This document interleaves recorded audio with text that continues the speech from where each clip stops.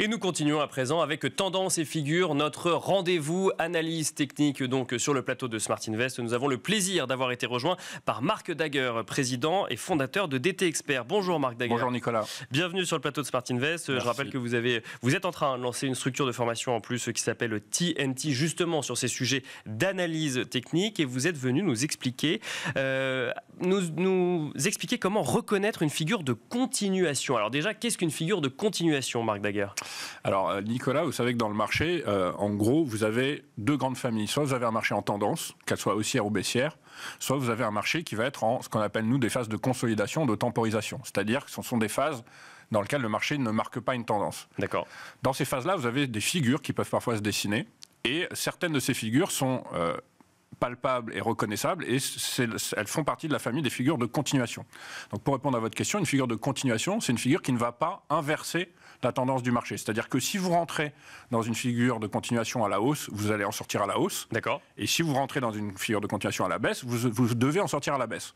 On rappelle que l'analyse technique n'est comme tout élément boursier absolument pas une panacée ni un tour de magie. Bien Donc sûr.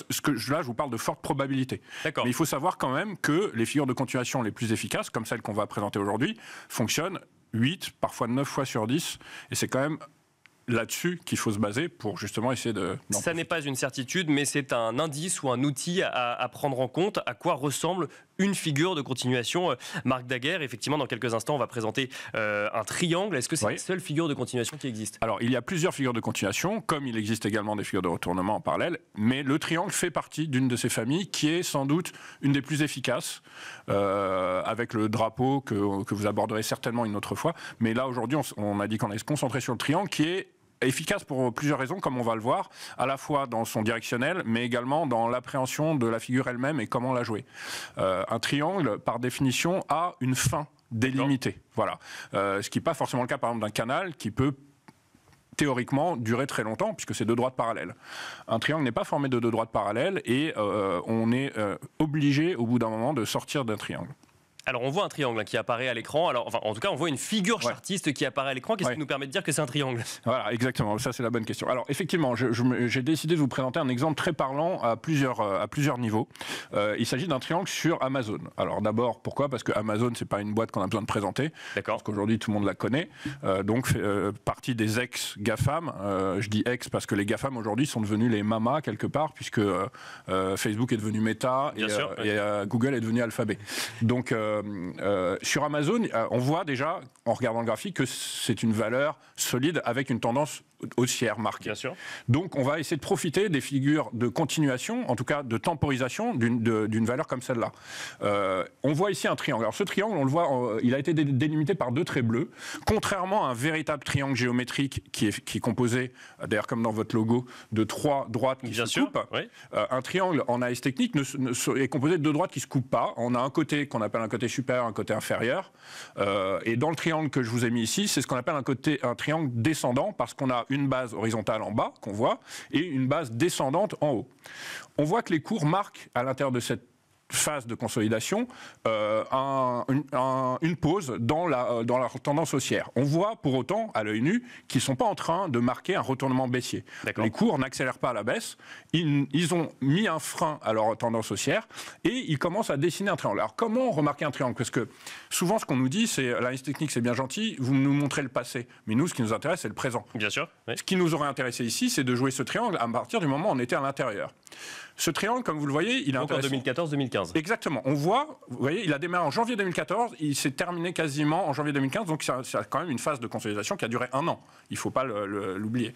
Maintenant, à l'issue de ce triangle, d'abord, comment on va le remarquer? Quand on finit par voir que les cours n'accélèrent pas à la baisse, qu'ils finissent par trouver un niveau de support qu'on a marqué ici par les vagues que nous on appelle des vagues A, C et E, vous voyez, ces 3 points bas sont des creux qui se situent sur un niveau quasi horizontal.